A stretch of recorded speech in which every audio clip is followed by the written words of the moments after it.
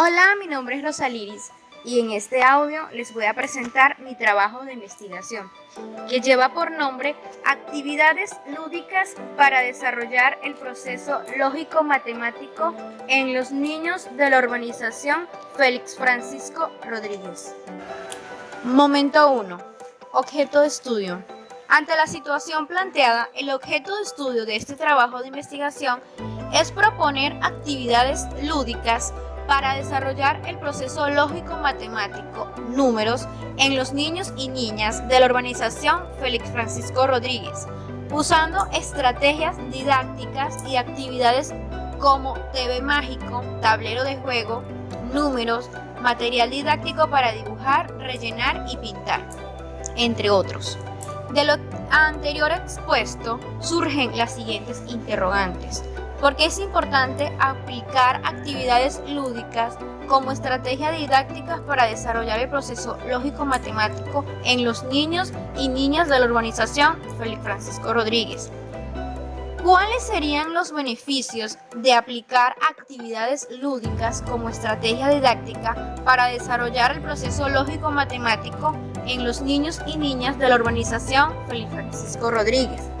Y por último, ¿qué actividades lúdicas se pueden ejecutar y desarrollar en el proceso lógico-matemático en los niños y niñas de la urbanización Félix Francisco Rodríguez? La justificación. De esta misma manera se prioriza la realización de actividades lúdicas que sean útiles y sirvan como herramientas para los docentes, abordando temas de interés, ejercicios, actividades a realizar con los niños y niñas. Finalmente, por esta razón, se cree que es necesario realizar estudios de carácter netamente pedagógico que permitan conocer cómo está favoreciendo el programa educativo escolar. Y en esta situación de COVID-19, donde estamos viendo clases a distancia, cómo se pueden implementar las actividades lúdicas. Propósito de la investigación. Aplicar actividades lúdicas como estrategia didáctica para desarrollar el proceso lógico-matemático, entre paréntesis, números, en los niños y niñas de la urbanización Félix Francisco Rodríguez. Los alcances de la investigación. La finalidad y alcance de este estudio es principalmente diagnosticar cuál es el nivel de conocimiento lógico-matemático de los niños y niñas de la urbanización Félix Francisco Rodríguez. Momento 2. El momento 2 está conformado por los antecedentes de la investigación, las bases teóricas y las bases legales. El presente estudio se apoya teóricamente en el enfoque de Piaget, 1964, hacia las matemáticas como una parte fundamental del desarrollo intelectual de los niños, pues configura actitudes y valores que garantizan una solidez en su crecimiento. Sustentación legal. En este momento se señalan las leyes y reglamentos que relacionan con el proceso educativo. Para esto tenemos la Constitución Nacional de la República Bolivariana de Venezuela, 1999. Establece el artículo 3. El Estado tiene como sus fines esenciales la defensa y el desarrollo de la persona y el respeto a su dignidad. Artículo 102. La educación es un derecho humano y un deber social fundamental. Momento 3. Orientación procedimental. Naturaleza de la investigación. En este apartado del estudio se pueden encontrar las definiciones correspondientes a la metodología de la investigación. El paradigma cualitativo.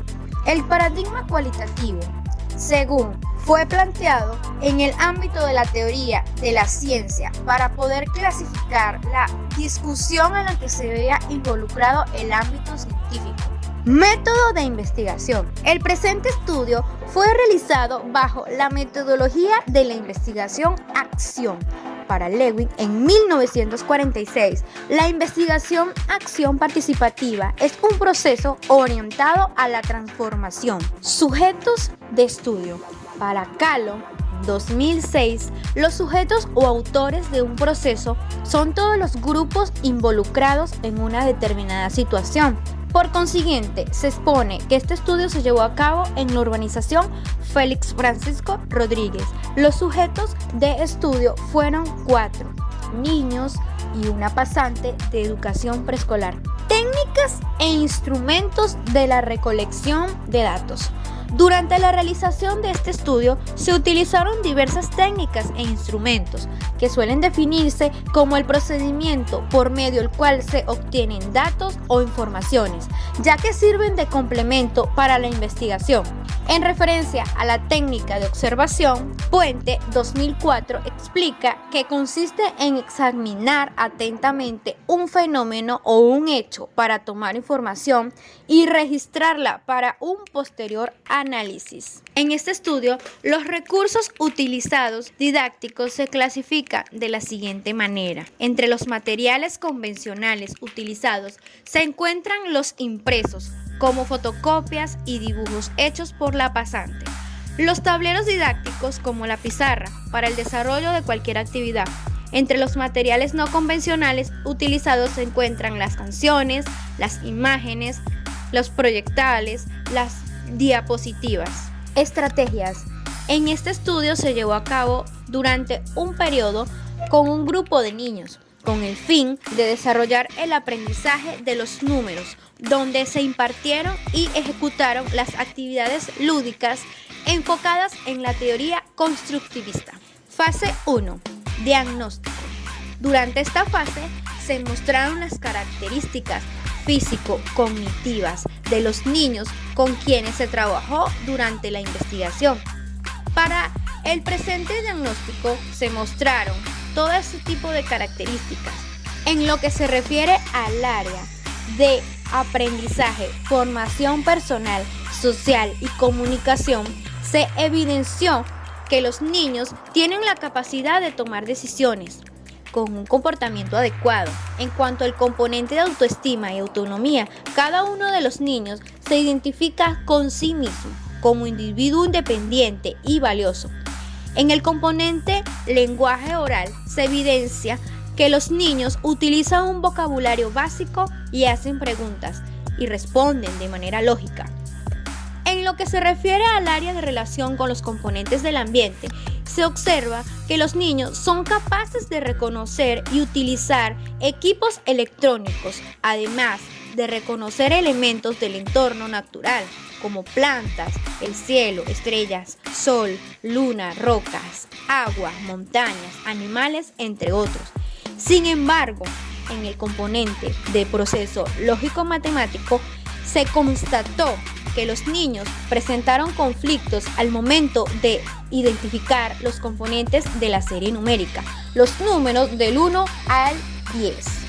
En lo que se refiere a la falta de clases presenciales y que los padres no los ayudan en casa en cuanto a los niños de edad maternal no han comenzado el lapso escolar. A partir de esta información, la pasante procedió a explicar y describir el proceso de aprendizaje de los números y cómo se fue facilitando en función de las actividades lúdicas que se utilizaron. Fase 2. Diseño y ejecución del plan de acción. En esta fase se elaboró el plan de acción, que según Suárez, 1998, son documentos debidamente estructurados que forman parte del planteamiento estratégico de una investigación. El plan de acción tiene un propósito, tiene actividades, fecha, responsable y los recursos. Fase 3. Evaluación de la acción ejecutada. Durante esta fase se describieron las actividades que se elaboraron y estuvieron dirigidas por la investigadora, además del análisis de los procesos que se presentaron los niños y niñas de la urbanización Félix Francisco Rodríguez.